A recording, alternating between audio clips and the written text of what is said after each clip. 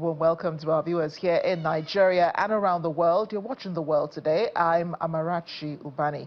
Here's what's coming up within the half hour.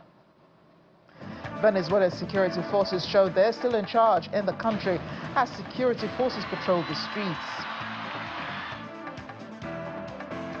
With the U.S. President Donald Trump's sights set on Greenland, Prime Minister of the Autonomous Territories says, "We are not Venezuela." Plus, President Emmanuel Macron welcomes the Ukrainian President Volodymyr Zelensky to the Elysee Palace for talks. Let's get into it.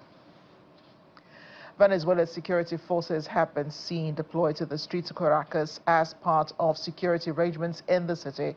Interior Minister Diosdado Cabello was seen in a picture on Instagram posing with members, many of whom are holding automatic guns. In one of the videos, security members are seen shouting, "Loyal always, traitors never." It's one of the few by the minister showing his tour of some areas of the country's capital on Monday night to monitor the security forces. Some members of the military are guarding supermarkets where there have been long lines.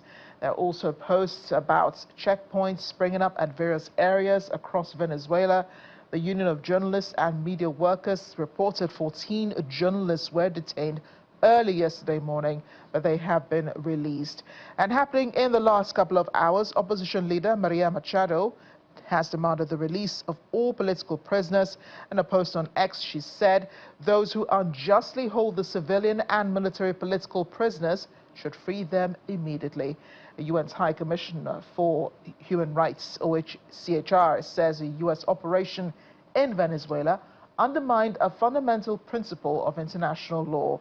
That criticism follows a UN Security Council emergency meeting on Monday, where some American allies also took a stance against the U.S. president's military operation.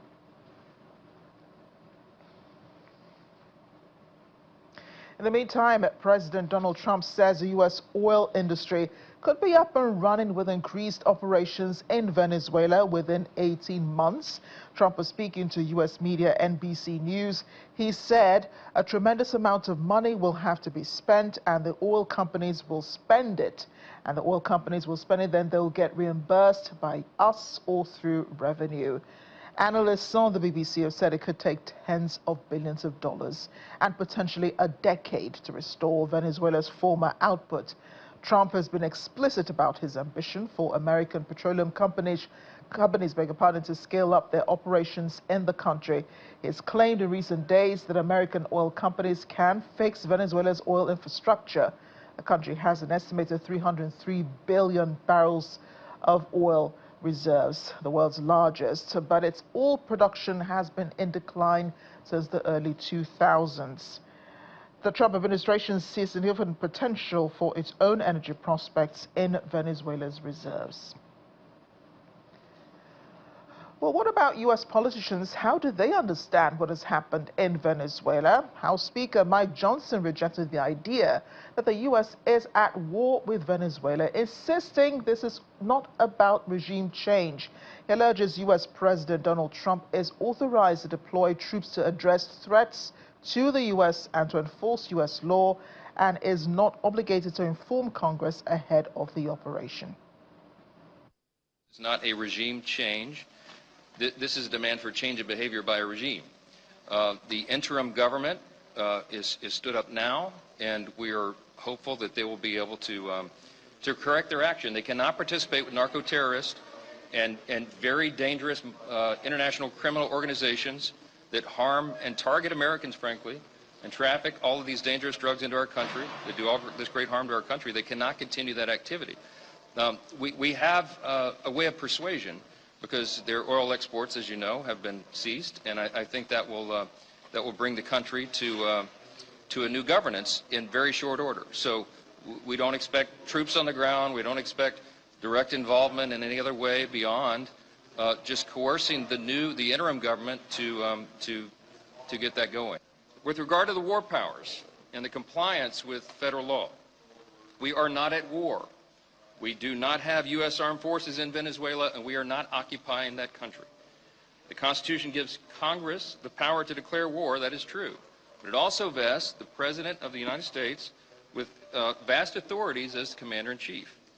Under Article 2 of the Constitution, the President has the authority, as all presidents do, to deploy military forces to address threats to the U.S. and to enforce U.S. law. That is what happened here.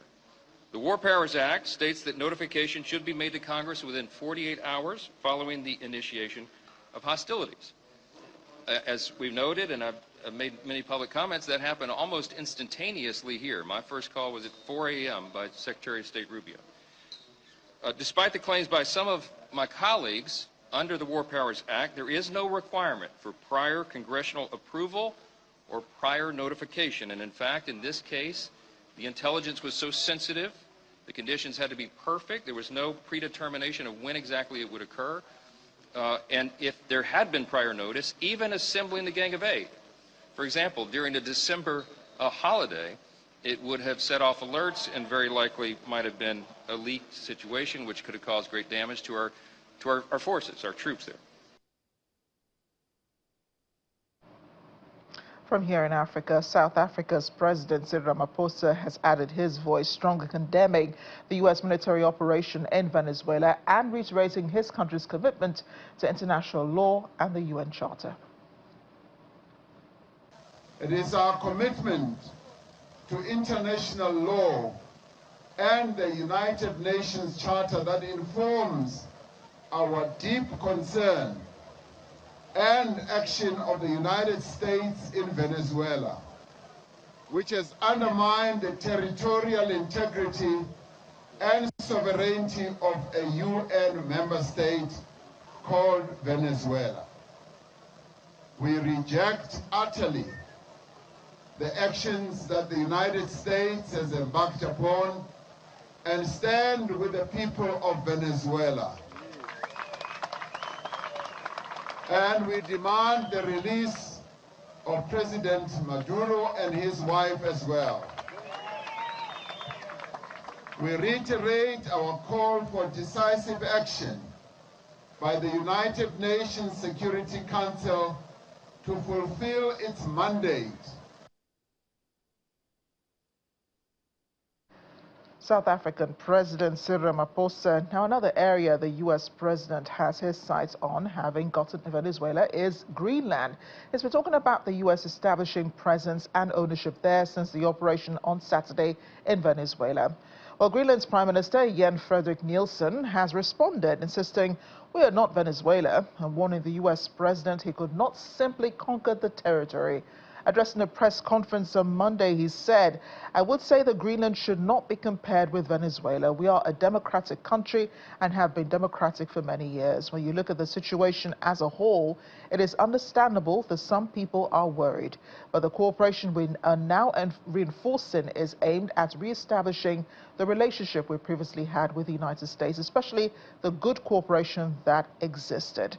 On Sunday, we heard the U.S. President Donald Trump reiterating his stance that the U.S. needs the Danish territory for security and quipped that Denmark could not, he says, administer Venezuela.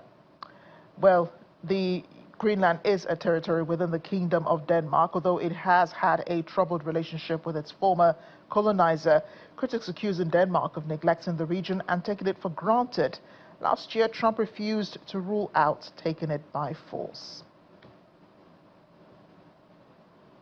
On Denmark's side is the Polish Prime Minister Donald Tusk, who expressed his support for Denmark in the merger row with the U.S. concerning Greenland after President Trump hinted at a takeover of the territory.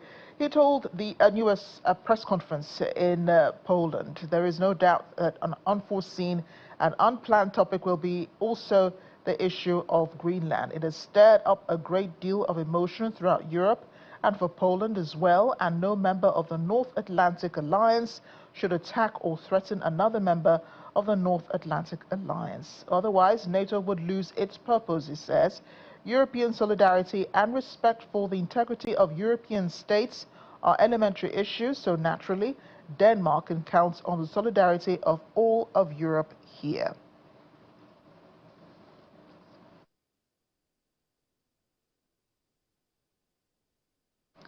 Well, there have been 6 European allies rallying support for Denmark following the renewed insistence by the U.S. it must have control over Greenland.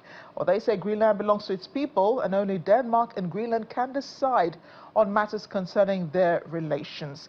Earlier, European Commission spokesperson Anita Hipper was addressing questions from the press about the EU's reaction. I think the U26 statement is very clear in this regard, and thank you for the opportunity of reiterating it once more. One of the key elements of the statement, which says that the principles of international law and the UN Charter must be upheld, and also members of the United Nations Security Council, they have a particular role and responsibility to uphold these principles as a pillar of international security. And once more, the EU has stated that Nicolás Maduro lacks the legitimacy of a democratically elected president and pointed out to the right of the Venezuelan people to determine their future. Well, let's bring in geopolitical analyst Edward Oppa. He's in Texas. Edward, thanks for making time for us today. A happy new year to you. I guess this is our first conversation for 2026. Hey, thank you, and happy new year to you. And happy new year to you. So the conversation now shifts from Venezuela to Greenland. I will return to Venezuela in just a minute. But should the United States take control of Greenland? Where do you stand on this?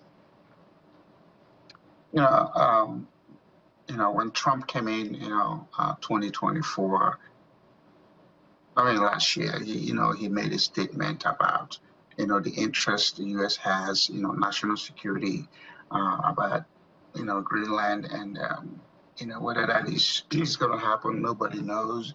But it is one of those things you say is in the radar. I think, like the Prime Minister of Greenland has said, I think it's up to him now and his cabinet or his people to engage U.S. and say, what is your concern and how can we put this to bed? Whether the actual takeover happens, it's a guesswork. But it's one of those things, you have to put people on alert. Like he said, during the Biafran War, those who are surrounded by aggression have to go to sleep with one eye open. In international diplomacy and the associated politics with it is always in flux. You seek alliances, you seek partnerships, and if you have true partners, obviously they're not going to come in and undermine you. So that's what I think, and we just watch it. European Union can't do anything. NATO, without America, NATO would even exist. If you look at who's paying to sustain NATO, is U.S. But be that as you may, the fact is that we need to start having effective conversations and beginning to understand that the most important thing any leadership of any country has is to take care of his own people. All this, running around and making comments, just excuse my French, like the guy in South Africa, talking, he did that when Israel, did something, in Palestine. What did he get? UN is a toothless bulldog. They can do nothing. I say it and I say it openly and boldly. What have they done? What country, especially in Africa, that has the 54 contingent members, the largest contingent members of UN, what have they gotten with all the things going in Africa? UN peacekeeping force has been in Congo the longest. How is Congo working out? So when African leaders just say stuff to get some cheap publicity, it is shame on them. When Obasanjo handed over Liberia, Charles Taylor to The Hague, what did the African Union say? What did ECOWAS say? So again, take care of your home and never bother about somebody coming to mess with you. Yeah, but the Charles Taylor thing, he was already on Nigerian soil, so it was a responsibility by the Obasanjo administration to either hand him over or not. He had, that choice to make. There are only about 40 to 50 Americans in Greenland. And you say that, it is important for any country in the world, to protect its people. Why is Greenland so important to the American government, or should I say to the Trump administration? Before I get to your answer, let me address your comment about Obasanjo. Obasanjo had agreed to return Charles Taylor, when Salif Johnson became president, so that the Liberians would take care of their own issue with him. But because Obasanjo wanted to meet with Bush and there was a pressure, so Obasanjo acquiesced and handed him over. So that fact remains the truth, and it's not like Obasanjo, out of his own generosity, as an effective leader, did that. He was pressured, and he also wanted to get some good browning points with U.S. And then he handed a fellow African leader, West African leader, to the Hague. So, back to your question, just like when America acquired Alaska, it is the same thing. You have to be very mindful and conscious of countries around you, and in order to protect your own, territorial integrity. So Greenland holds that strategic geographic importance to America. So whether America physically goes to take it, or whether America goes in and creates an effective relationship with them to make sure that American interest is protected, is up in the air. Again, America is not going to do this in the next 1 or 2 days, but it's something, like I said, is in the radar. It may still remain in the radar forever. We don't know. And the reason, of course, why we're having this conversation is the U.S. Barging into Venezuela and, well, for want of a better word, capturing or kidnapping President Nicolas Maduro, and then him facing charges in the United States for drugs and weapons. The question now is who does the U.S. want to administer Venezuela? President Donald Trump says the U.S. will run Venezuela, insisting, well, to many people, that means there might be an American official who will be administering Venezuela. But Venezuela already inaugurated the Vice President Delcy Rodriguez, even though Maria Machado was thought to be the one to take control. But that position, of course, has escaped her now, and President Trump did not repose any confidence in her leadership, in Venezuela. But just thinking ahead, how exactly do you think the U.S. intends to run Venezuela, knowing that the vice president, who's now president, interim president, even though she's indicated agreement to negotiate with the United States, has condemned the U.S. For its capturing of President Maduro?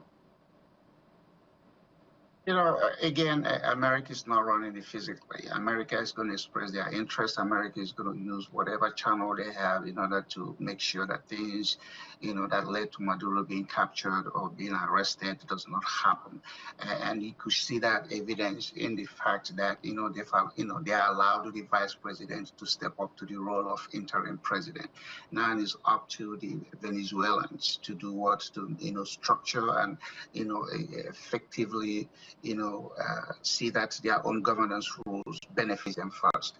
The case of Venezuela has been a sad case for many, many decades. And at the end of the day, who is suffering? These are the Venezuelans. And while that was going on, they were jumping all over the world, embracing China and Russia. And at the end of the day, when he was picked up, the Russia and China didn't even come to his rescue, and they will never come to his rescue. The guy is physically in America, in detention. His next court appearance is in March. He's not even going to get a bail. So what he's doing now is to build his legal defenses and then, make a case to say, hey, you shouldn't have even arrested me. All the charges against me, it doesn't hold. So that's what we are waiting for. But all this other medicine after death and everybody, clamoring for importance and making comments that are totally non-collateral, it doesn't matter. The point is that America planned it, America executed it, and America, I'm happy that it happened because he was given an opportunity to resign. But he thought, his ego was going to get him what he wanted. And now look at him. He's sitting in jail with his wife and his, and saying, how did I get here? From a presidential palace to a prison. And how humiliating that is for anybody. Even, Noriega, when he was, beating his chest against America 36 years ago, what happened to him? He was still arrested, captured, and he did time in Miami Federal Prison. And then after a while was released, he went home and died. So again, this is, power past power, if I'm going to use the Nigerian local expression, power, ike, so you have to recognize where your own power lies, and then also recognize the weaknesses you have, and then recognize when you are attacked, who comes to your rescue, who backs you up. If you do all those permutations and you still don't have a very good answer, then all you have to do is, cooperate, collaborate, so that you can preserve your own ego. And we never seem to have enough time for these conversations. You have to come back. Edward, thanks again for speaking with us on The World Today. Thank you, and Happy New Year to you, Ubani. And Happy New Year to you. In other news, the BBC has confirmed protests have broken out in at least 17 of Iran's 31 provinces, presenting the largest challenge to the country's clerical establishment since 2022. The broadcaster's analysis of protests include only those for which they have verified footage. The true number is almost certainly far higher. A report of protests in a further 11 provinces. The wave of protests have spread rapidly across Iran since December 28th, when anger initially broke out in the capital Tehran following a fresh and sharp devaluation of the country's currency against the dollar and other major foreign currencies. Authorities have traditionally used violence to crush unrest during the 2022 protests, sparked by the death in custody of Mahsa Amini, a young woman who had been detained in Tehran for wearing improper hijab. More than 550 people were allegedly killed by security forces, according to human rights groups. Well, French President Emmanuel Macron today played host to Ukrainian President Volodymyr Zelensky and Canadian Prime Minister Mark Carney at the Élysée Palace. It's the latest round of peace talks they had, as the focus appeared to shift to Greenland and Venezuela. The meeting was set to bring together leaders from 27 European nations, along with the U.S. Special Envoy Steve Witkoff, Donald Trump's son-in-law Jared Kushner, NATO Secretary General Mark Rutte, and EU Chief Ursula von der Leyen. However, it follows U.S. strikes on Venezuela, the capture of Nicolas Maduro, and Trump's warnings about needing Greenland. A joint statement from the leaders of France, Germany, Italy, Poland, Spain, the UK and Denmark emerged, saying it is for Denmark and Greenland and them only to decide on matters concerning Denmark and Greenland.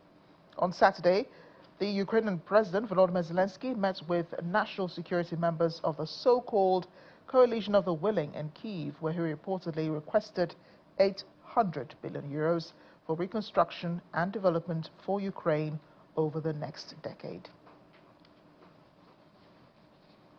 So Israel's foreign minister has arrived in the breakaway state of Somaliland, marking the first official visit since Israel controversially recognized Somaliland as an independent country.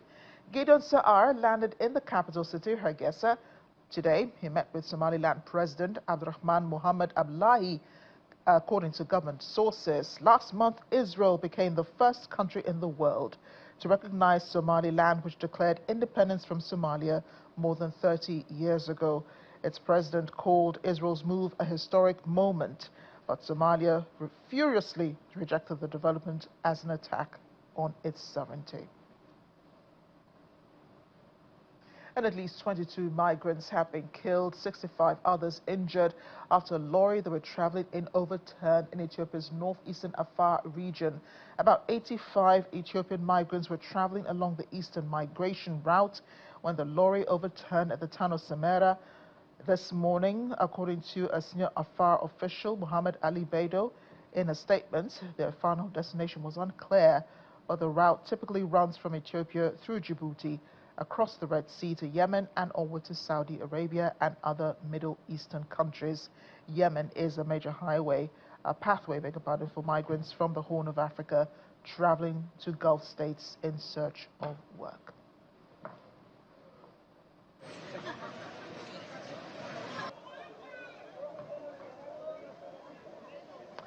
On a lighter note, the Mexican city of Puebla has secured a place in the record books after unveiling the world's largest Rosca de Reyes, Three Kings bread in English, stretching nearly 6 kilometers during a mass celebration on Sunday.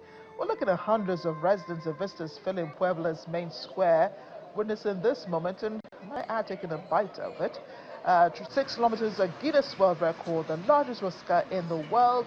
Congratulations, according to one of the visitors who attended the event. Puebla Mayor Jose Cheraui also took part, thanking local bakers for their work in making the project possible. According to Guinness World Records adjudicator Andres Royas Toledo, the record-breaking rosca was made up of 19,010 individual pieces of bread, each measuring around 30 centimeters. The giant rosca was prepared by local bakers with ingredients supplied by the Gran Bodega Company and assembled in the city center for the public celebration.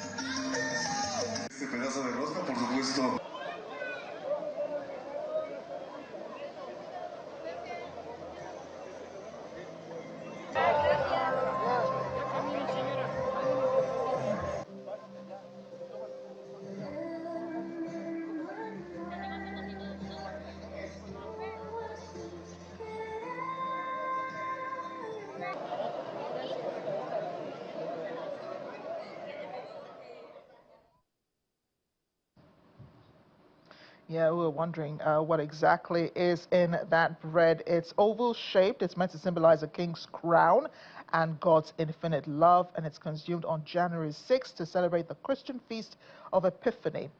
Therefore, it's called the Three Kings Day today in Mexico. Yeah, sorry. I must be hungry. Thanks for watching The World Today. I'm Amarachi Ubani.